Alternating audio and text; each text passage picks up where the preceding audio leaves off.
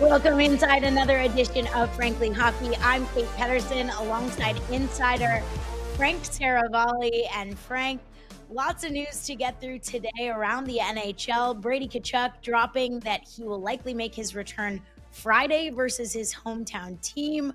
Austin Matthews could be back as soon as tonight. And it is Thanksgiving Eve, the eve of a fantastic holiday. I've got a lot of fun plans on tap with family and friends. So I want to check in with you. What's on tap for the next few days? It's the best 4 days of the year as far as I'm concerned. The U.S. does Thanksgiving right. Football, turkey, little bit of chance to decompress before the holiday season, get to spend time with people that you care about. I mean, it's the best thing going. Yeah, it's funny. Canada doesn't do it quite the same. It's not as hyped up. So I definitely lean in being here stateside and enjoy the festivities. And while I didn't successfully convince my family to do the turkey trot tomorrow morning with me, it's only 5K. I do have some friends that are going to do it. So that's cool.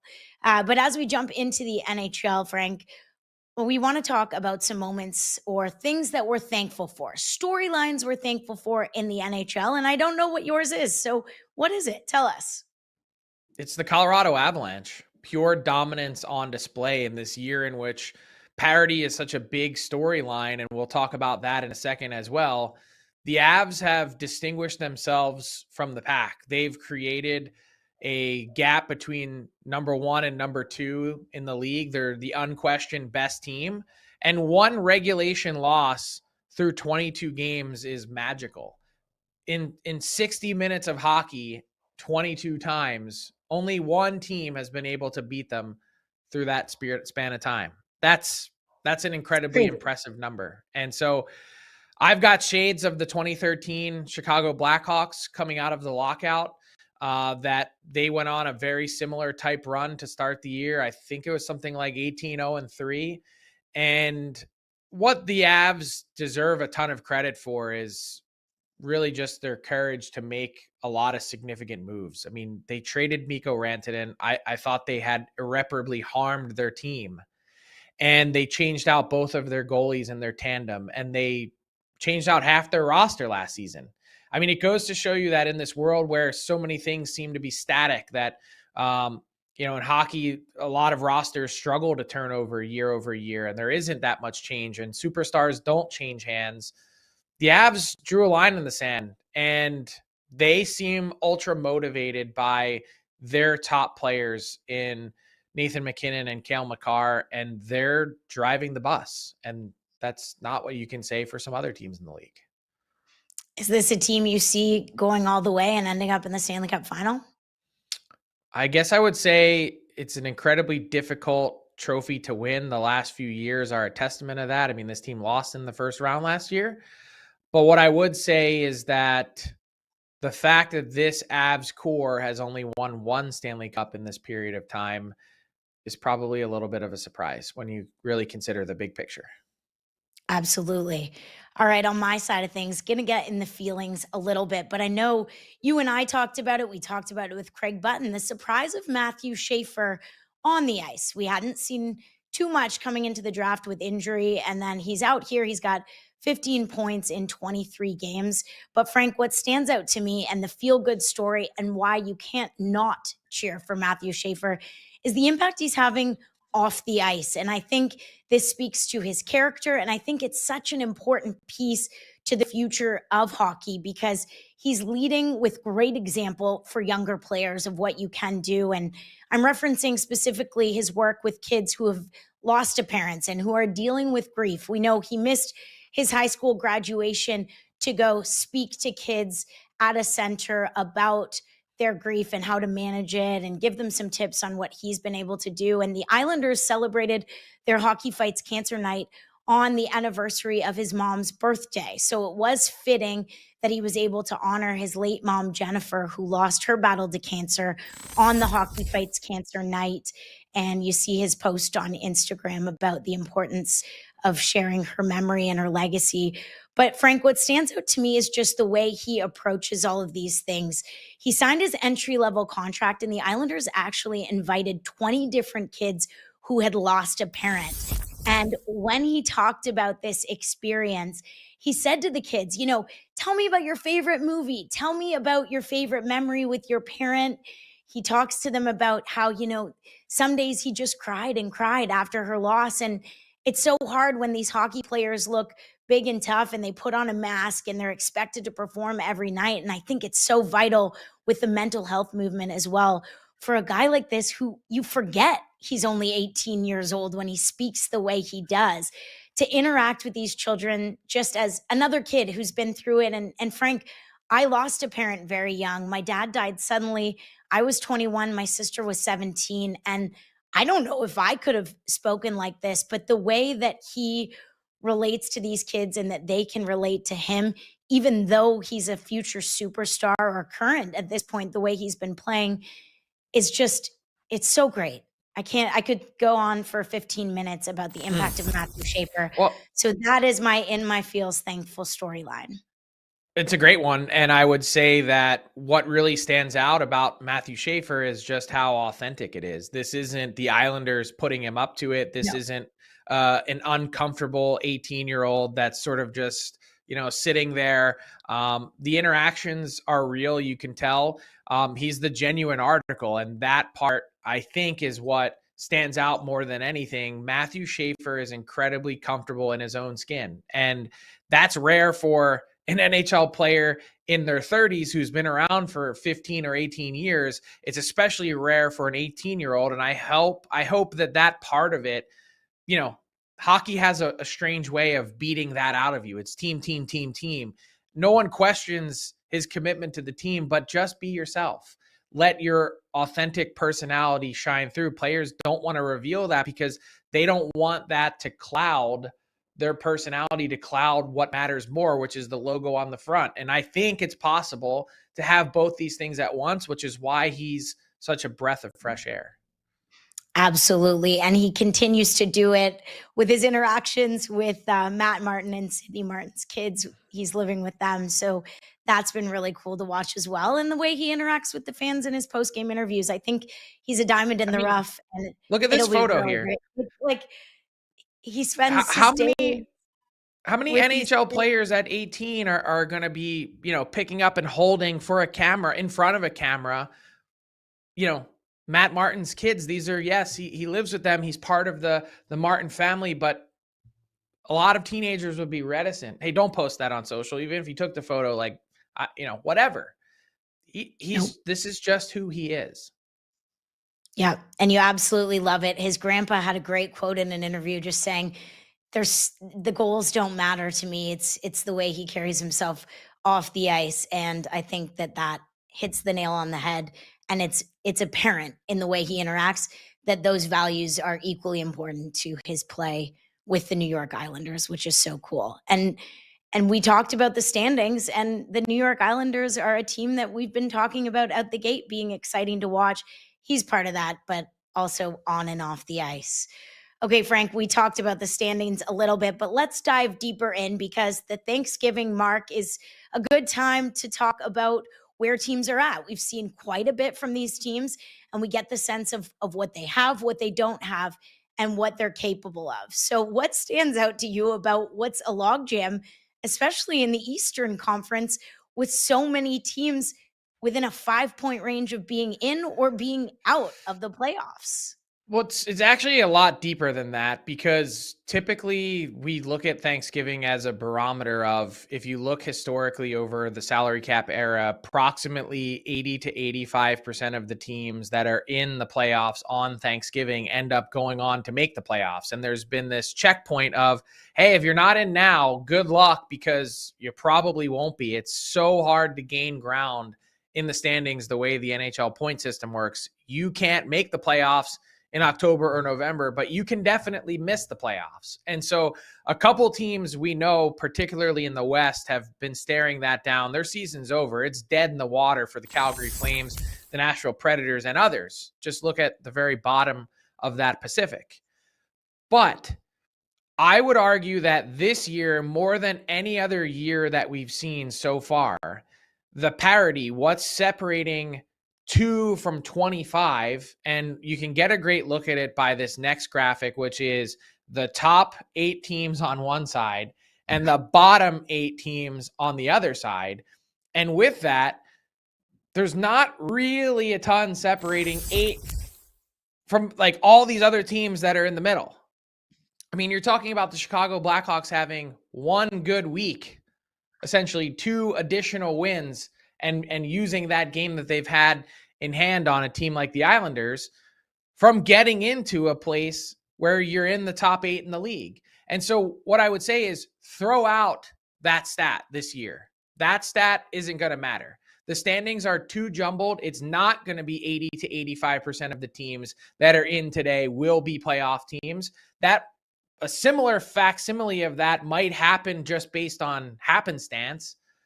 But right now, you know, you can go from 14th in the East or 15th in the East all the way into first in your division with one good week. And so I would just say this year more than any other, it doesn't really matter. Right. Throwing out the old, it's a new year. It's a different outlook for these teams. Well, Frank, one of the teams we've talked about not getting off to the start they'd hoped is the Edmonton Oilers. And the same thing happened last night when they faced the Dallas Stars. It was a homecoming for Glen Gulutzan, who spent 7 years as an assistant coach with the Oilers. And he came out on top because they trounced. They smashed the Oilers 8-3. It was a big night for the Dallas Stars. Jason Robertson set a franchise record with goals in 7 straight games, and they got a lot of depth scoring and found a way to just absolutely destroy the Oilers. And what stands out to me, Frank, is the Oilers' compete level and how it just hasn't been there. What stands out to you? Yeah, zero heart, zero care, zero work ethic and commitment. And look, I think it's been lost on a lot of fans around the league how significant the changes were for the Oilers roster year over year. So they've deleted Corey Perry, Evander Kane, Connor Brown, Victor Arvidsson. All 4 of those players just at the forward position are not back from last year's team. And they've tried to replace them with David Tomashek, Matt Savoy, Ike Howard, who's now back in Bakersfield. You can't take hardened vets and replace them with inexperienced rookies who are slight at that and hope that you're going to just suddenly compete because you have Connor McDavid and Leon Draisaitl. They have eroded some of the depth that they had in their organization. So that's one. That's the first part. And it's an important part to point out. But 2 is if you think that you're going to do that and then have a laissez-faire approach, hey, we're just going to be handed another ticket to the Stanley Cup final because we know how to win. That doesn't count. That's not how playoff spots are awarded. That's not how you win your way to the Stanley Cup final. And what's missing from the Oilers is that commitment and that attention to detail. I mentioned before the season started that I thought this Oiler defense core is the best that it's been in the McDavid and Draisaitl era. And on paper, I don't know how many people would even really debate that thought or idea. But the execution has been so bad. The care of the puck, the care of your teammates, the play in your own end to work. It is so lacking and so gone. It's almost like they don't even realize they're playing. They're going through the motions. And guess what? The goaltending has been no better. But at least when you look at the putrid stats of Stuart Skinner and Cal Pickard so far this season, I mean, for my money, the worst tandem in the NHL this year, which says a lot because Jordan Binnington and the St. Louis Blues have been no better. This can't go on. It can't continue. You have to do something about fixing this. And I don't know what exactly they do because the goaltending has been a focal point, but they're getting no help in front of them either. And so you could ask the question, is it the Oilers team that is losing faith in their goaltending, or is it the Oilers goaltending that's losing faith in the team? Either way, what is really starting to happen for a fan base that went 2.5 weeks without seeing their team on home ice, this odyssey of a road trip that they just finished up. You come home and that's how you're going to play as the sort of turning point in your season, with your schedule finally leveling out and 6 of the next 7 at home. That was disgraceful. And you could say that a 9-1 loss to the Colorado Avalanche a few weeks back, that was rock bottom. No, I would argue that last night, being down 6-1, not even halfway through the game against the Stars, when it looked like you didn't even show up, maybe that's rock bottom, but I'm not even sure of that at this point in time. So if Stan Bowman needs to see, or is saying he needs to see things play out until Christmas, what does he need to see? What could they possibly do to be in a different position if we've seen this over and over again, especially over the last few weeks? Well, that was specific just to goaltending. That the thought process was, because the schedule is leveling out a bit, that they would give these guys some time to get adjusted and see if they can right the ship before being forced to do something. I honestly don't know if they can wait that long now. If this team continues to slide between now and Christmas, I'm not saying it's going to be too late, because this group under Chris Knobloch has the ability and has shown before that they can reel off 12 wins in a row, unbelievably enough, and everything will be fine. But they were considering, I believe, making a change and bringing in Connor Ingram, who hasn't been good in the AHL either, just for a jolt, and have him replace Cal Pickard for a bit. But I'm told that they had a meeting and their star players, the leadership group of this team, said to Stan Bowman, no, we want Cal Pickard here. We love Cal Pickard, and we'll show you based on the way that we play. And they went out after that, and with Cal Pickard behind them, played their wheels off against the Tampa Bay Lightning last week. They lost in OT after Vasilevsky made that trio of saves, and just kind of a really rough ending to a solid night. But what's the answer now? Why is it that you can decide to turn it on as switch flippers for one night against the Lightning because you want to make a statement about Cal Pickard, but you can't then, for the rest of it, put it all together and, show that consistency that's required to be not even on a level with like the Colorado Avalanche, not about what we were talking about earlier, but more so just show yourself among the elite teams in the league. And they haven't had any of that capability. I mean, Kate, we had a night last night where their play-by-play guy, our pal Jack Michaels, showed more heart than just about anyone else. Yeah, he was out there giving it his all. But definitely a tough situation for the Edmonton Oilers, and certainly alarming to, as you mentioned, not show up with that level of compete night after night, knowing that the situation is what it is where they're at. Okay, Frank, I don't know if we're qualified to be in this position, but day after day, we seem to be wrangled in as fashion experts. And now we've got to talk about the Team USA Olympic jerseys and weigh in as fashion consultants here. But Team USA teased it a couple of days ago with some stitching, and now we've got the full reveal. So I think they look pretty sharp. What's your take? Well, as the resident sartorial expert here on Frankly Hockey, I'm going to give this a chef's kiss. This is clean. It's classic. It is 1960 Olympic vibes. The last time outside of the Miracle on Ice that the U.S. Won gold. And what I would say is, like, it's proof that you don't really need to try that hard. I saw a couple fans on social media saying, oh, that they're just the United States of the New York Rangers.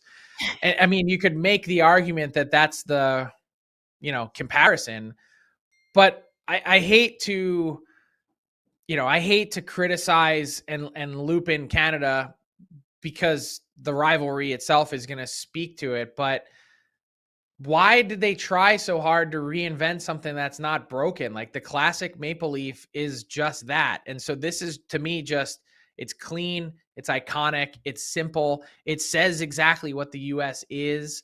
And it doesn't leave you, there's no like high fashion attempt like we saw with those awful French jerseys. I mean, I'm looking at this saying, let's go. Like, this just fits. This works. This is elite. Yeah, as the resident Canadian on the show, I will take the L on this one because I do feel the US did a better job, but I'm hoping that in February I take the W on the flip side. But speaking of the US, it was the CHL-USA Prospect Challenge on Victory Plus. And Frank, we talked to Stephen Ellis yesterday, and coming in, the CHL heavy favorites in this one. They swept the series last year, but last night it was the American side that prevailed with a 4-2 win. What did you see from that game, and what stood out to you about the way that the Americans were able to dominate? Yeah, as we approach Thanksgiving here, the Americans serve the Canadians a healthy dose of humble pie because look, this US team was a decided underdog. A lot of people headed into this thinking that this was going to be a pretty lopsided series, and understandably so. Some of the best American born talent is actually representing Team CHL. A couple players from the US National Development Program last year now playing in the CHL as a result of these landmark changes that have come to the NCAA hockey universe and junior hockey experience. Everyone can chart their own path. So, tough spot. JP Hurlburt is one of those guys now flipped over to the CHL side. And I think just for some perspective here, like this is perhaps the best way to maybe size up the gap between these two sides. This U.S. national team, the under 18 team, they play a mostly full schedule in the USHL.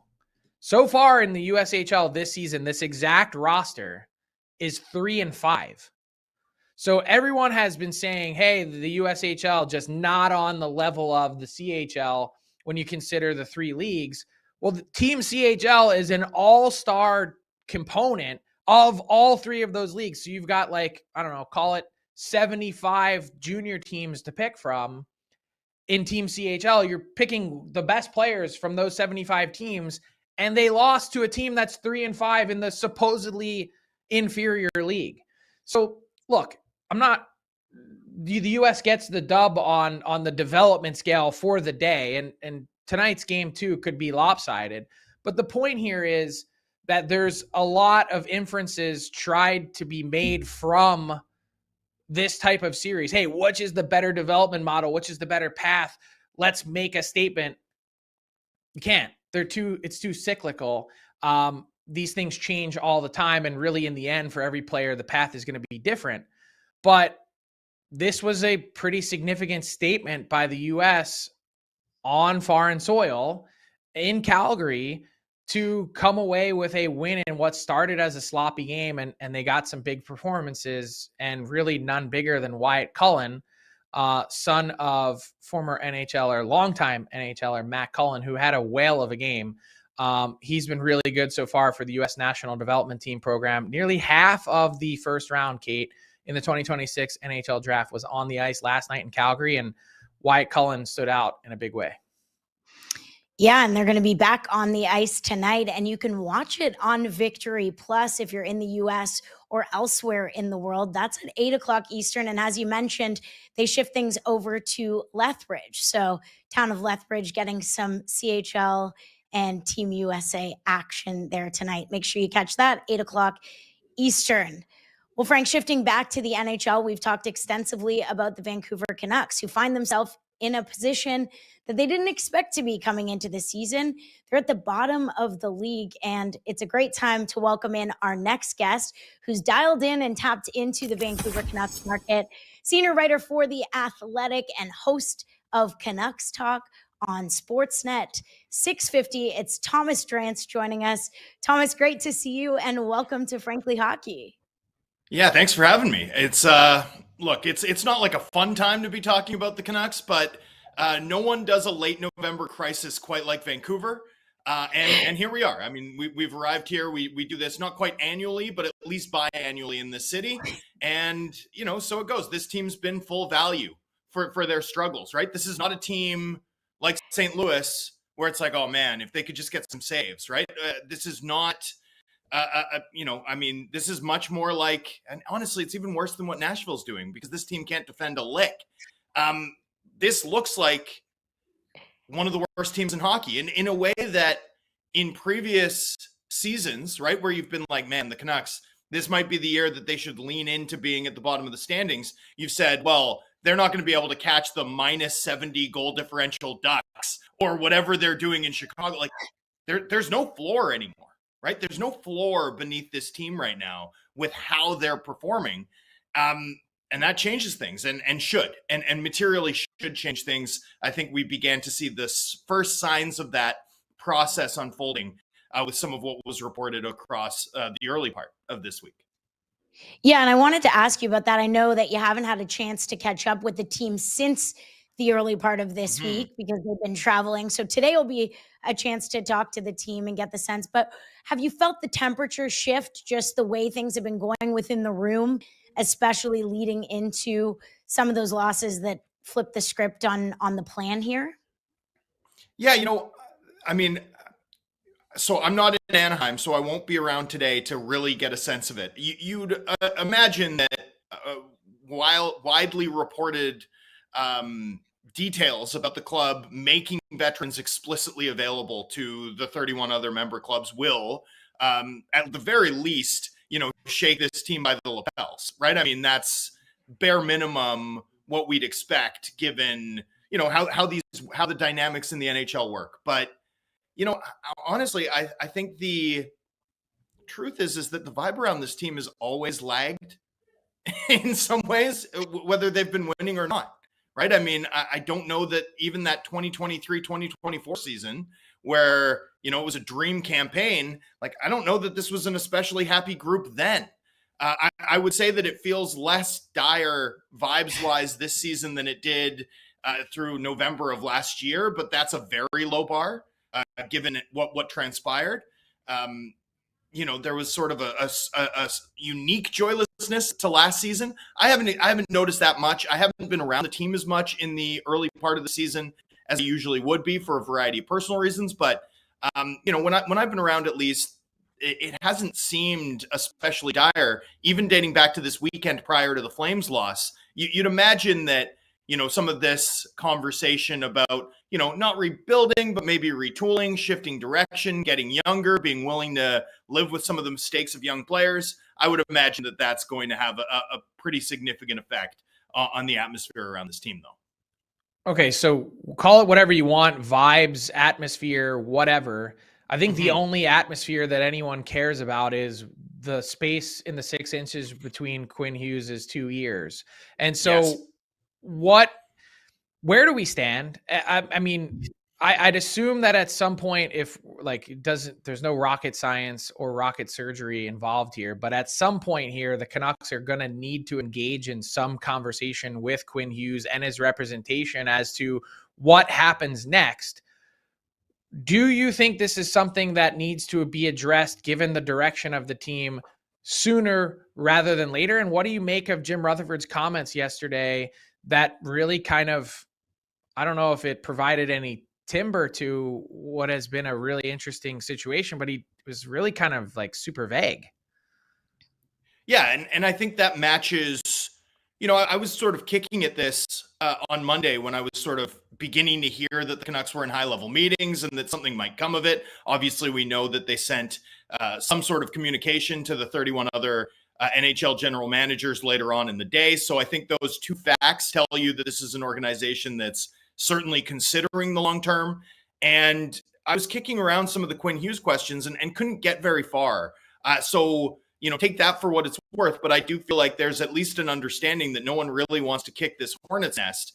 That said, Rutherford's commentary to Patrick Johnston in Post Media News was certainly eyebrow raising, but consistent with, something that I think we've, all in this market kind of thought, which is that this team set the stakes before the season as we need to win to be an appealing destination for Quinn Hughes to commit to long term.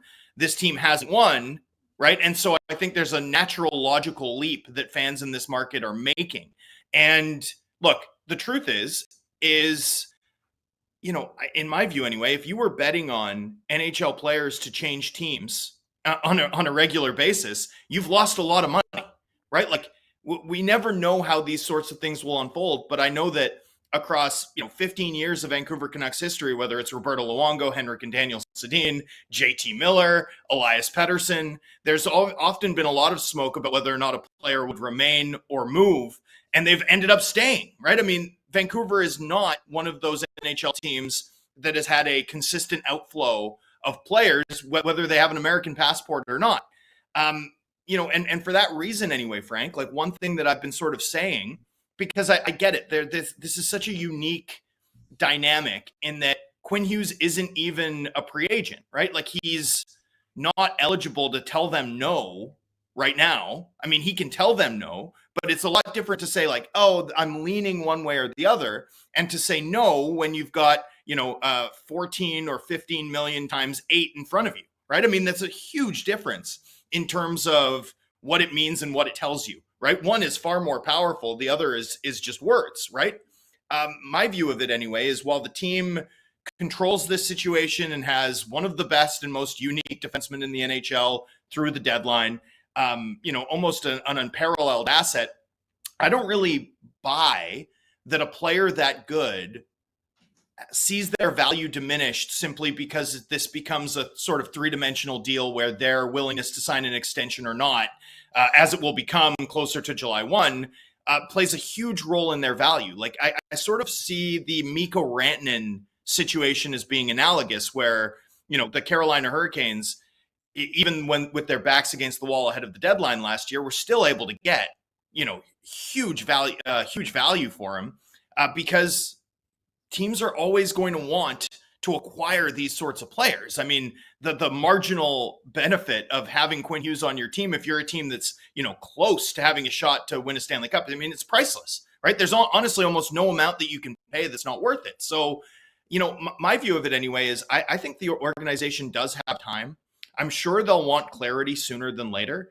Perhaps those conversations will happen, but I don't know that it's a mistake, for example, to like go past the deadline, go past the draft, go as far as July 1 and sort of put your best offer in front of him and deal with the ramifications from that point forward.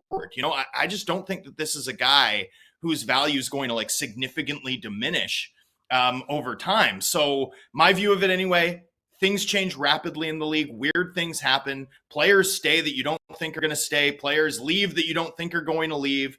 If you have a player like Quinn Hughes, I just think give yourself the best shot of keeping him. And for me, that comes July 1 when you can put the Kaprizov deal in front of him, right? And if he says no, then your path forward is exceptionally clear.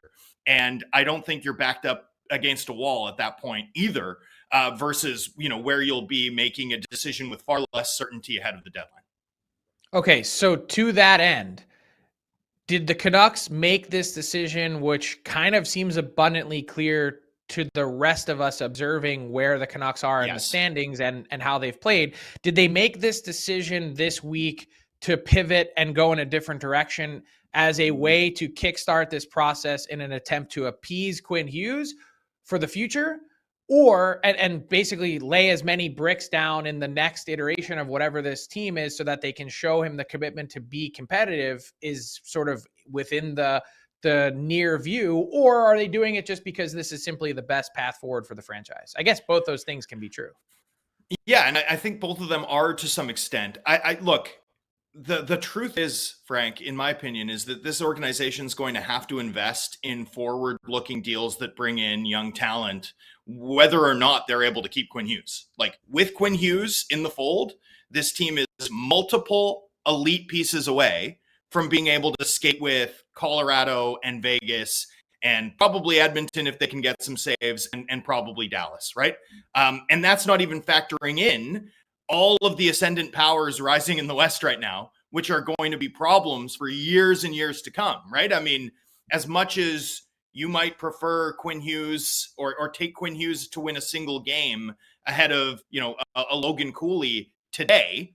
I mean, 2 years from now, Cooley's going to be 24 and Quinn Hughes is going to be 29. And every year subsequently, it's going to be reasonable to bet that whether it's, Celebrini, Bedard, I mean, go down the list of some of the young superstar players, 22 and under, driving teams that are already outperforming the Canucks this season. And every year subsequent to this, they're going to be the better bet to keep improving Well, that becomes less likely, less probable for guys who are 27 plus, like Pettersson and Quinn Hughes, who are Vancouver's best players. And, Pettersson has his own question marks even beyond that. So, for me anyway,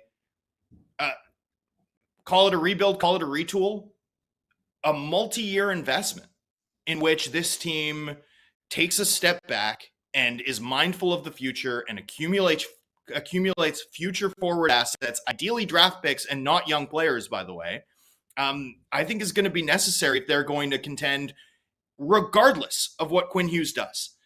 Getting a head start on it, for me anyway, again, Hughes independent is absolutely necessary, and more than absolutely necessary, long overdue, right? It has been clear for a long time that Vancouver's issue has not been behind the bench or structure, or 8 million other things you could point to. It's been a lack of talent up and down the lineup. And not that they haven't had talent over the years, guys like Horvat, they've never had enough talent to be an elite NHL team. And then year over year, the results have sort of shown that, right? And I think one of the worst things that's happened to this team in terms of people being able to see it clearly, including internally, including the own organization, is that their results have gone or vacillated sort of wildly year over year, right? It's either looked like they're great or looked like they're bad. And I think generally the way to view this team, or the most accurate way to have viewed this team throughout this era, is to take a step back and look at it on the whole. And if you do that, you'll find the 18th best team in hockey, right? Like the truth is not that it's like, wow, they're really good, except they keep getting in their way. That's never been true. The truth has always been that they're far too mid. And right now, they're legitimately, Frank, like they're 5-on-5 form right now.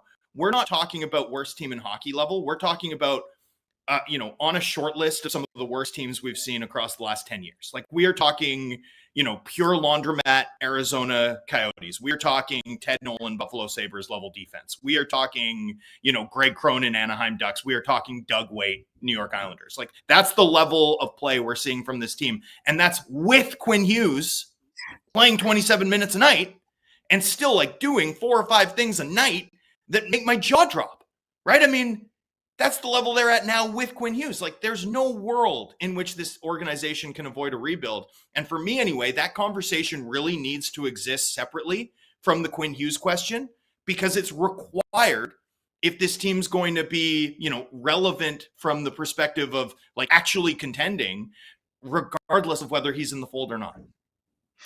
So, Thomas, whether or not they put the rebuild retool label on all of this, in your mind, who do you think is the best opportunity to start this process? Who are they going to move? Who will they get the necessary return for at this point if they are opening the phone lines and having these conversations?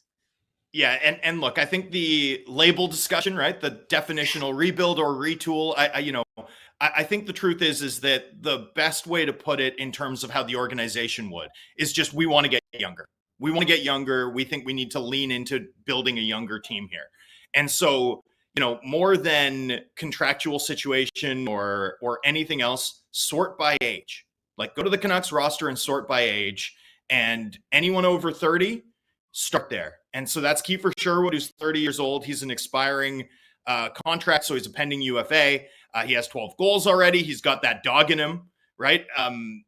He performed exceptionally in the playoffs a few years ago against Vancouver, ironically, as a member of the Nashville Predators. He'd be a guy that, the club's going to keep an open mind and continue to engage his camp in contract talks. But I do think his early season production, plus this club's, dawning understanding of exactly where they exist in the NHL pecking order, I do think that's actually made a contractual resolution with the team less likely for a variety of reasons. So, I think you can start there. Evander Kane, this team's going to shop Evander Kane for sure, just given his age and stage and how they've performed.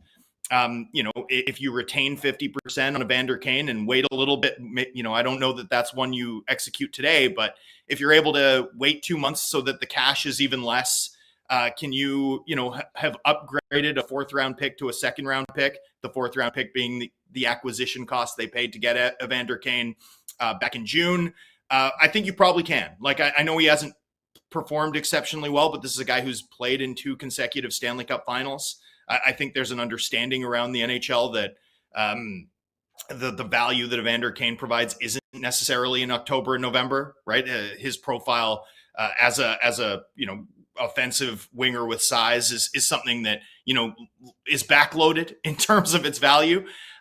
So I think that's another name to watch here. Not even on this roster at the moment, but Teddy Bluger's been hurt. If he gets back into the lineup, he'd be a name to watch for sure. As a 30-year-old player, you can sort of the one name that I'd heard that I don't see moving would be Tyler Myers, right? Tyler Myers is, in his mid-30s now. It has struggled a bit this season, although I would sort of theorize to you that he's the canary in the coal mine of a, massively crumbling defensive environment, right? If you're playing a structured game, Tyler Myers at 6'7", with what he does well, with how reliable and durable he's been, he'll be able to play a regular shift for you. He'll be able to hang in tough minutes, even if you need it. If things around him start to become, more of a bleep show, the way the Canucks are in their own end at the moment, that will show in his game too. But he has a full no move clause. He's a family guy, deeply rooted, I'd say it's fair to say, in Vancouver. So I wouldn't expect that one to happen, but that's the sort of name that I think the team itself anyway is kicking around at the moment as they consider their options here. Yeah, Tyler Myers is definitely a guy you'd expect would want to stay close to home with his family, as you mentioned. All right, Thomas, thank you so much for your insight. We'll keep an eye on the Canucks and see what moves could be unfolding over the next few weeks. Thanks for joining us. Yeah, it's always fun and always dramatic on Canada's West Coast. Thanks for having me. All right, that was Thomas Drance, senior writer for The Athletic and co-host of Canucks Talk on Sportsnet 650. All right, Frank, we've got more fashion to cover. I would love to know what your take is on the Dallas Stars throwback to 1999 alternate jerseys. All right, so I'm going to give them a B. Okay. I really like the classic lines, the star framing on the jersey itself. The 3OT 1999 is so good. And I love the promotional picture, the Brett Hull video, but of Brett Hull's foot being actually in the crease for the photo. I mean, it was just a subtle nod to what Sabres fans still lose their minds over to this day. But the only thing that the black and the logo pops, it's a blend, and I get it, of new school and old school. I get the victory green and the rebranding. I'm so used to seeing this with the dark forest green, and there are no gold elements in this that it's like, ugh. It's like slightly missing. It's kind of like what I would call a resto mod. Like if you take a 1960s Corvette and you put in a 2008 engine, like it's like you lost the spirit of it. And so like I give them a B because they look great and they're beautiful, and I love the stitching on the star itself. That's such a nod to Texas. I just like the victory green. It just kind of looks a little weird. So I like all the elements of it. The collar, the traditional big Texas emblem on the shoulder, all of that's great. It's missing that forest green that I so long for. That's fair. That's a fair assessment. Well, when I looked around the world of social media to find a clip for #Hockey Today, I thought back to the Jake Ottinger Halloween situation because fans go all in. That fan trying to sit in the seats in full goalie gear. Fans have pulled out all the stops, and this video from ESPN and the Cincinnati Cyclones shows that fan effort. These guys were crafting. I don't want to know how many beers had to go down the hatch. I'm sure it was a community arrangement where people were passing empties down. But this is what was posted on ESPN, and I couldn't leave it at that. So, Frank, I took a deep dive because I had to know about the outcome. You can't just have this and wonder what happens. But here we go. The outcome. All that hard work comes crashing down. Barely a bump. I mean, like, look, Barely. if you're a player in that situation and you see that wall going up at the glass, I mean, isn't the first thing you do during a stoppage just run over and give it a little smash? I mean, You've got to be chomping at that. just me. I don't know. Maybe that's the rat in me that would appreciate that. But hey, look, we've arrived at Thanksgiving Eve, one of the great drinking days of the year. What better way to do it than that? Pretty cool. I love the commitment to it, and I'm sure the fans around them had some extra entertainment during the game. All right. Well, you had a tough pick last night because there was only one game, but now you've got an even bigger challenge with a 15 game slate tonight for our look at the sports book. So, who are you riding high on today? Tough pick. I mean, there was one game and I nailed it. I mean, we hit You that did. in You did. in the first 30 minutes of the game. When you take the over 6 and the Stars put up 6 themselves in the first period and a half, I mean, you're living on easy street. I guess the only thing that I was worrying about with a 4-0 Stars first period was, would it just end at like 5-1 and a push?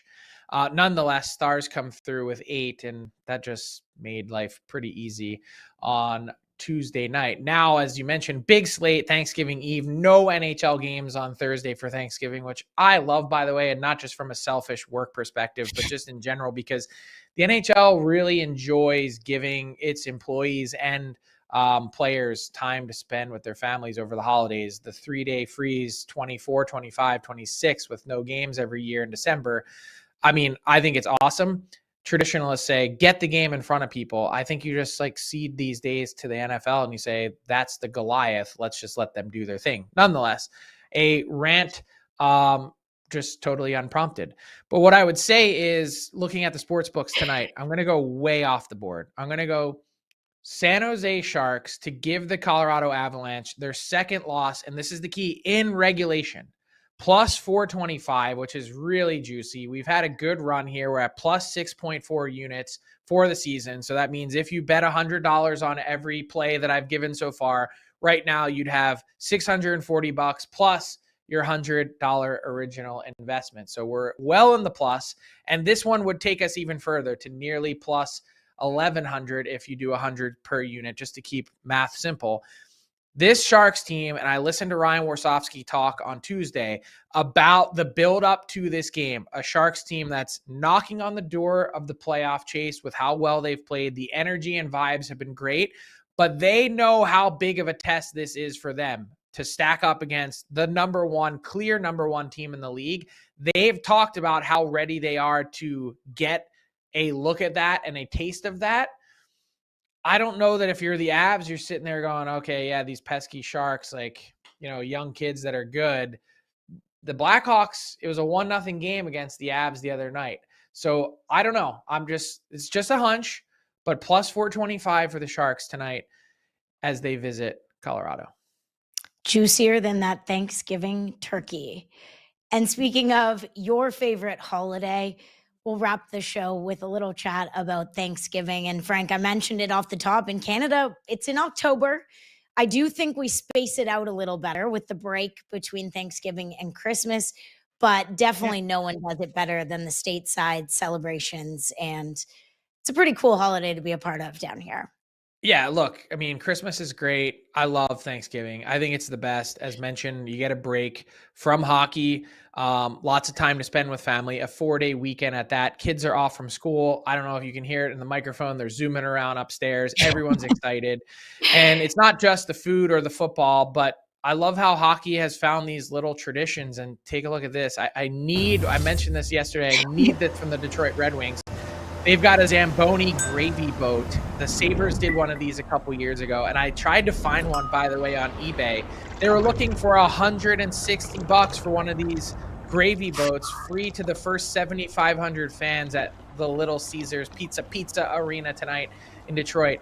I want one of these at my table. Obviously, no affiliation to Detroit or the Red Wings, but I feel like I absolutely must have one of these at our Thanksgiving celebration. So super excited for Thanksgiving, and also really thankful, Kate, for you and for everyone that has joined us on the Frankly Hockey run here as we've launched something totally new on Victory Plus. Thank you to Victory Plus for having us, to our producers, Jared, Hayden, Lou, Alex, the whole crew.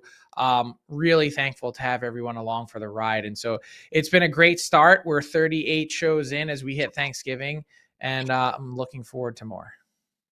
Yeah, absolutely. It is a privilege to get paid to cover hockey, a game that we all love. So it's been a blessing to be here on Frankly Hockey. As you mentioned, our team behind the scenes is absolutely fabulous, and we love Victory Plus for supporting us in this endeavor. Well, we are off for the next 2 days, so we're going to pick things back up on Monday. But don't forget, tonight you can catch the CHL USA Prospect Challenge. That's at 8 Eastern on Victory Plus, and we'll see you right back here on X, YouTube, and the Victory Plus app on Monday at 11 Central. Happy Thanksgiving and have a great weekend with your family and friends.